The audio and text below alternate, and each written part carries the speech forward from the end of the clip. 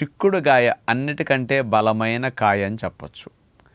ఎందుకంటే అన్నిట్లోనూ విత్తనాలు ఎక్కువగా ఉండవు, కానీ చిక్కుడుగాయలో స్పెషల్గా విత్తనాలు ఎక్కువ ఉంటాయి. ఈ విత్తనాలంతా కూడా హై ప్రోటీన్, దగ్గర దగ్గర 30% వరకు ప్రోటీన్ ఉంటుంది. కొన్నిట్లో 33, కొన్నిట్లో 30, 32 ఈ రేంజ్లో ప్రోటీన్ ఎక్కువ ఉంటుందన్నమాట.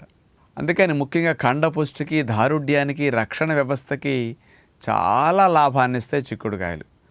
సుమారుగా 100 గ్రాములు చిక్కుడుకాయలు తీసుకుంటే 88 క్యాలరీలు, 90 క్యాలరీల శక్తి లభిస్తుందన్నమాట.